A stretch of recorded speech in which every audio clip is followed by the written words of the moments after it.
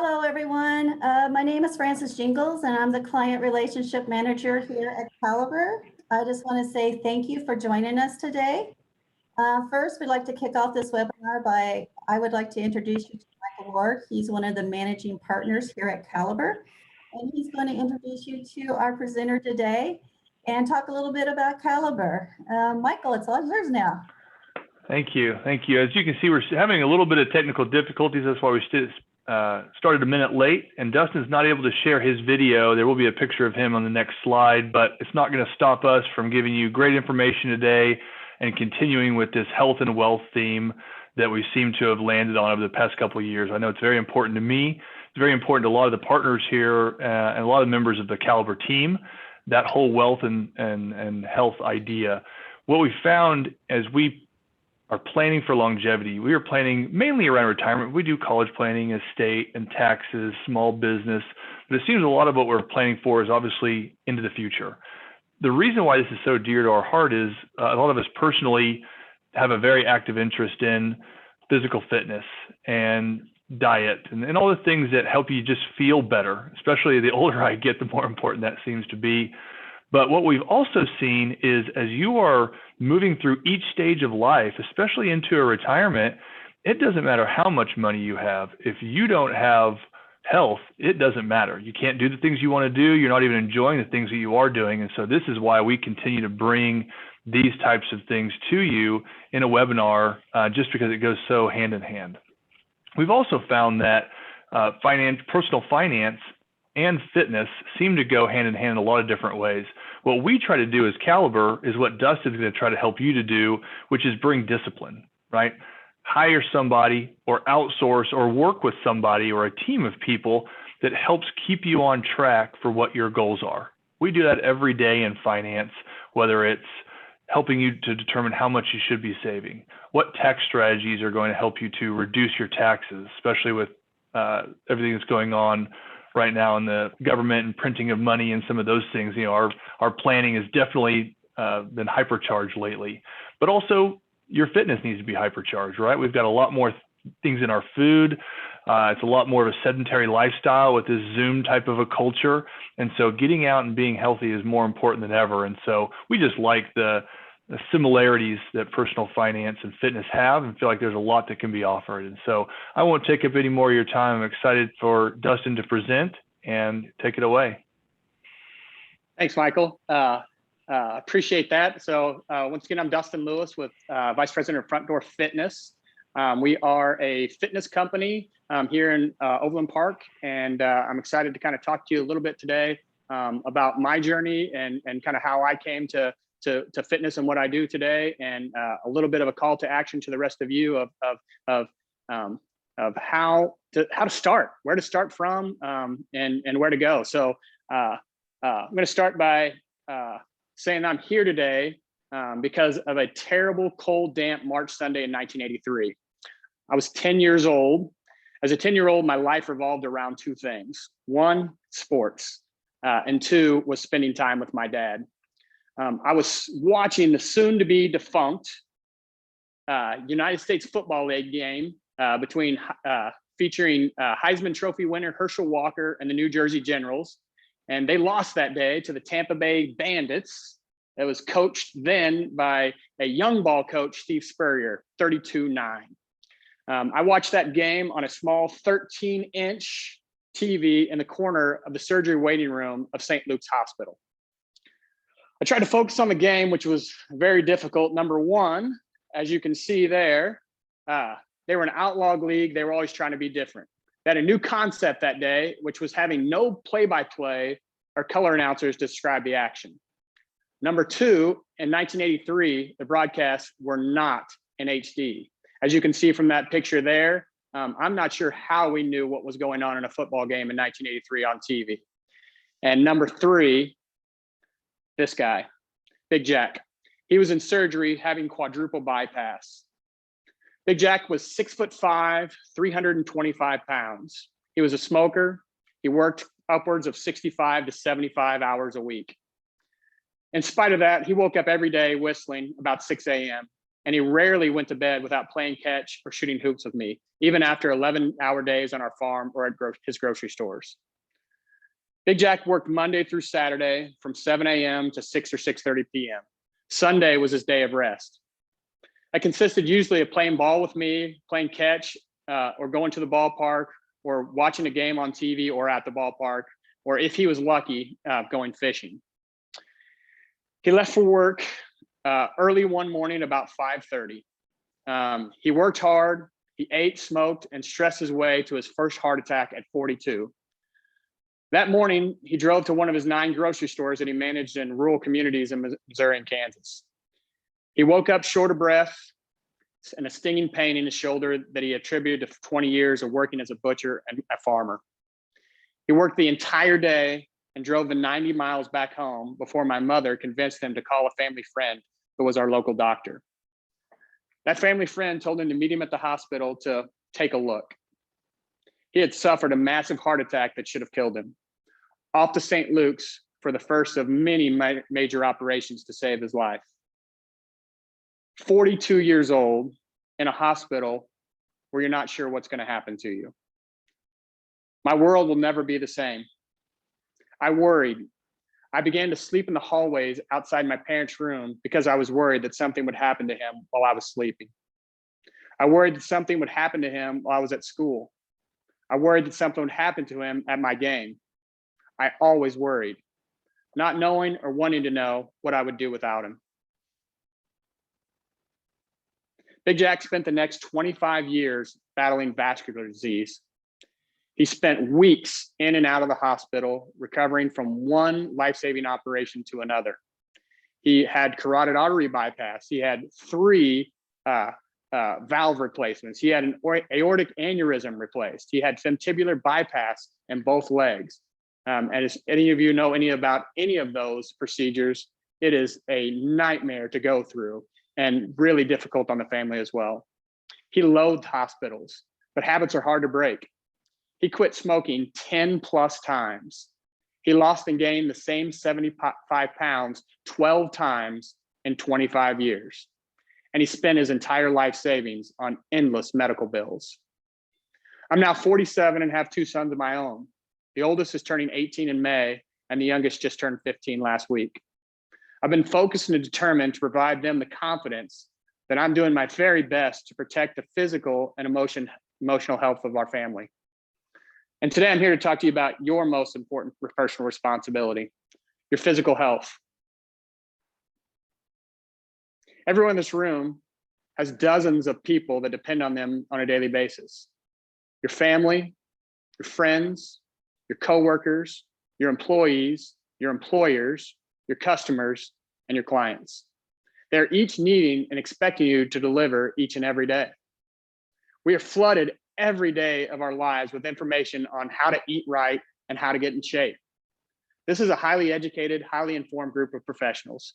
There's not one idea or concept that I could share with you today that you haven't already heard before. What I do hope to share with you is your call to action. First of all, it's not about you. Making improvements in your life will no doubt help you live longer, but it makes you better company. It has a remarkable way of rounding off our sharp edges. I know my father would have given anything not to have stressed his family, his friends, his business, and his finances with a mountain of health issues. Once you're able to focus on your pursuit of health and wellness on the people who love you and are dependent on you, you'll see the results that you're searching for. I'm sure that most of you are using a smartphone, even right now.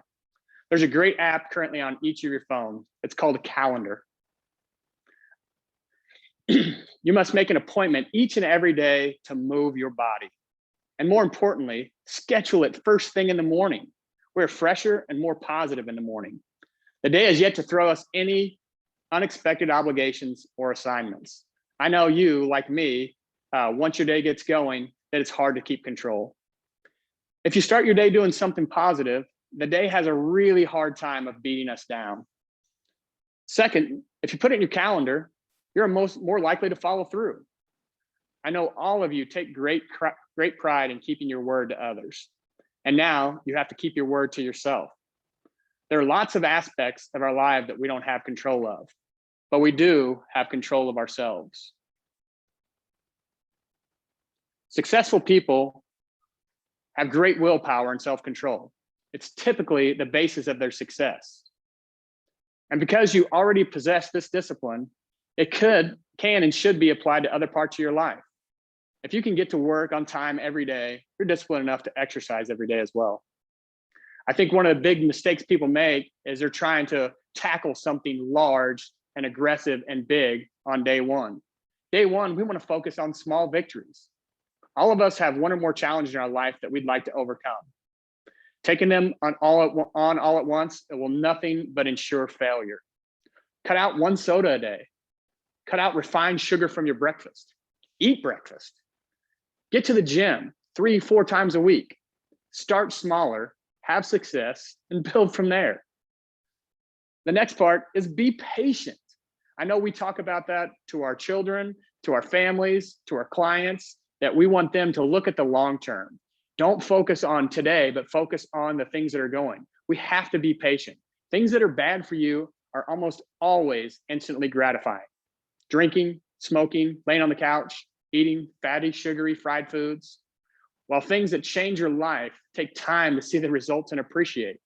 It takes a week or more to start seeing and feeling the benefits of not eating refined carbs or sugars, or adopting a new fitness regimen, or cutting down on those digital distractions. You will most likely feel worse before you feel better, but your results always become your future motivation. Good results are like compound interest. Your sleep improves, your mood improves, your energy improves, your nutrition improves, your drive in life increases. Now, I've been doing this in this business for about 25 years. And the one thing that I can be sure of is I've heard the reasons why someone can't either continue, start, or move forward with exercise or healthy habits. So I hear, I don't have the energy. Gosh, I worked so much. I have all of these responsibilities. I have all these obligations. I don't have the energy. I don't believe that any of you can look at yourself in the mirror and say you don't have the energy to take care of yourself. Number two, time. We just spoke above kind of about scheduling and how to do that. You've scheduled yourself for everyone else to schedule an hour, 3, 4, 5 times a week to take care of your fitness and your health. I believe that the time also, we can check that box of being irrelevant. Motivation. This is a tough one. Everybody's motivated by something different. I'm motivated by my family. I'm motivated how I feel. I'm motivated by my friends and coworkers. Everyone else has their motivation. I want you to be able to take a look and take an inventory of what your motivation and use that. Next is location. Gosh, I don't have time. I've got to drive to work. I've got to drive kids to practice. I've got to go home and cook dinner. I have all of these obligations, so I can't get to the gym. Well, gyms can come to you. We've all survived a pandemic the past year, and we've all learned to adapt and be able to do these meetings off location. So to be able to say location is a reason that I'm not able to do it, we definitely believe that that one can be checked off now. I don't enjoy working out. And you know what? That's okay. There's a lot of people that do things that are good for them that they don't necessarily enjoy when they start. I can't tell you the number of people in the last 25 years that have started with just that very thing. I don't enjoy. One of the things you have to do is find what you enjoy. That's where a professional can help. Finding the things that you can exercise in a way that makes it worthwhile for you. I'm too old. I'm too old to start. Gosh, all of you people are really, really smart and see the scientific studies of what we can do at our age. We can turn back the clock with fitness. We can turn back the clock with our diet. We can turn back the clock by quitting smoking. We can turn back the clock by limiting our amount of alcohol consumption. Age, once again, checked off.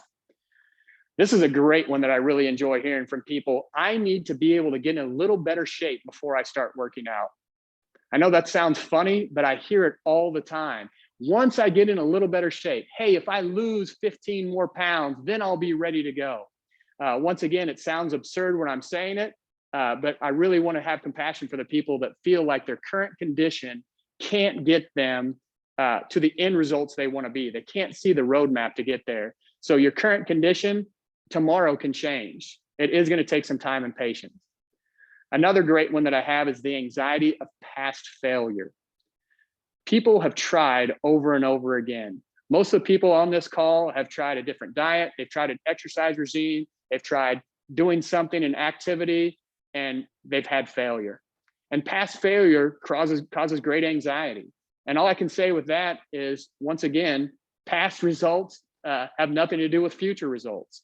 So we really want to be able to focus on not what we're coming away from and the failure that we've had, but really the opportunities for the future. Another great one is, I'm not sure how to start. Michael was great at the beginning, saying, hey, you need to make sure that you're giving the same amount of thought and time and resources to exercise that you do to your finances, that you do to your family. And not sure how to start is where fitness professionals can come into play. They can show you how to start moving. They can show you how to rehab from some kind of past illness and injury. They can show you and help you how to make better decisions while eating out. They can help you, how do I shop for groceries at the grocery store? They can show you, hey, how I can move without pain. They can show you, hey, how can I be involved in something that I really like doing? The last one would be procrastination. This is hard. I can't believe how many people we'll meet with on a monthly basis that say, we're ready to start on the first Monday of next month. First Monday of next month. Once again, I've got to get in shape before I can start working out with someone, the same as the procrastination of putting it off forward. I'd like to say, how lucky are you? Regardless of our physical limitation, there are millions of people that would gladly trade places with us. Think of how fortunate that you are that being physically capable of exercise. If you live in a place that affords you the opportunity and safety to do it, having to force yourself to exercise is a wealthy person's problem. No matter what your economic situation, there's an hour in the day for you to work out. You're way ahead of most people around the world.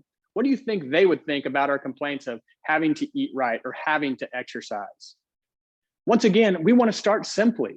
Weight loss and managing our weight is a simple equation. It's the calories I take in versus the calories I expend in a day. While that might sound simple, as we move forward, having a professional to help you on that journey definitely will give you the motivation and the direction that you need to continue with that. Secondly, it's the types of calories. Types of calories equal our energy and efficiency. Food is fuel. We need to eat less of it and eat more often.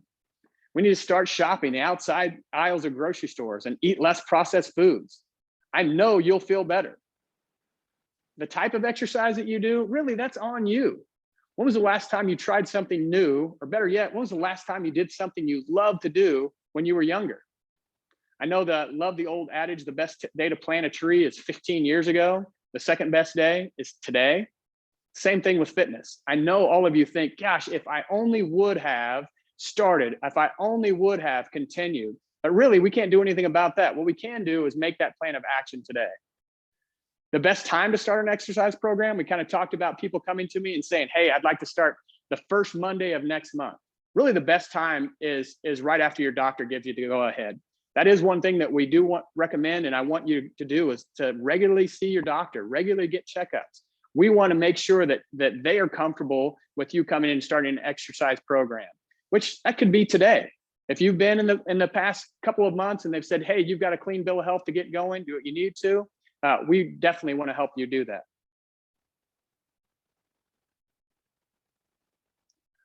So where and how to start? So one of the things that we do with Front Door Fitness that I think separates us from a lot of other companies is we do bring fitness to you. We come to your house. If it's 5:30 in the morning, you need a trainer outside your door knocking to make sure you're up and get started, we have it. It's, hey, I spent a lot of hours at the office. Great. We'll bring a bag of exercise equipment and things you need to give a full workout at your work. Hey, I really do better when I have to go somewhere. Great. We have 3 studios throughout the city that we're able to accommodate people in a safe environment. with either one-on-one training or a small group that we're able to follow all the precautions and guidelines. Virtual, you were able to come on here today and be able to do this virtually. We're able to talk about those kind of things. We can also train you virtually as well. We've had great success having to pivot in the past 13 months of how we bring fitness to people. And we've become more and more adept at being able to do that and bring that virtual training. All I need is a little encouragement. I don't need someone to stand over the top of me. Great. We have online opportunities to help you with nutrition. We have online opportunities to help you with workouts that we can send and update on a regular basis, either one time a week or once every day. At the park, I love this time of year where we're able to get outside. We have lots of clients that really enjoy that as well as, hey, I don't really enjoy a gym. I really want to be outside. Great. We'll meet you at your closest park and be able to take you through a workout that you will really enjoy. At a gym, obviously we have STEM gyms and studios that we work through, and we'd be glad to, if you're in a regular gym environment, help there. The other where to start is by having somebody to do it with. We offer free training for your friend to come with you. So you're coming, then it's the cost is covered for your friend to be involved as well. So a family member, a friend, one price for the both of you to come. Join a group. We have several group options as well that we have for people who really need that encouragement and that feeling of belonging, the feeling of being a part of something bigger than themselves. So we really love to have people kind of get plugged in and involved. We love to have people that have the accountability from others to help. Lots of reasons why not, but none of them outpace the reasons why. And if I could do one thing today, once again, it would just be a call to action. It's being, hey, gosh, I've checked off a lot of boxes in my life. I've checked off that I'm raising my family and giving them great support. I've checked off, I've built a business. I've run a business. I've grown a business. Those are checked off. Our own health, our own, as Michael said earlier, I love the fact that he brought it up that why are we spending all this time being able to amass resource to finally be able to use it at a time where I'm not healthy or able to go do that? I know me personally, that is a driving force. I want to be able to travel. I want to be able to do things with my family and not have the restrictions and limitations of my own father. My dad passed away in 2009. And once again, mountains of medical procedures, and he it was difficult to his core not to be able to get on the floor and play with his grandchildren. It was difficult to his core not to be able to go to the beach and go play in the water with his grandchildren. It was difficult to his core not to be able to go in the backyard and play catch, to run around, to chase, to do those kind of things. And once again, I'm not here to tell you what you need to do or how you need to do it. I'm just here to hopefully help you and have that conversation or call to action that hey, I do know that today's the day, and hey, I do need help, and hey, there are resources, and hey, I can reach out. Once again, Michael, I appreciate you kind of talking into that first part of it, where people on this call are very good at making sure they're taking care of the future financially. But once again, we want to push and challenge people to do this for their own health and their own families. I'd be glad to answer any questions, any specific people had on. I get lots of questions on nutrition. I get lots of questions on types of exercise. Lots of questions on fad diets, on what works, what doesn't work, and I'd be glad to help anyone with that. Or if it's just, hey, I know this call to action is I need to do something today. I'm available afterwards as well to answer any of those questions offline too.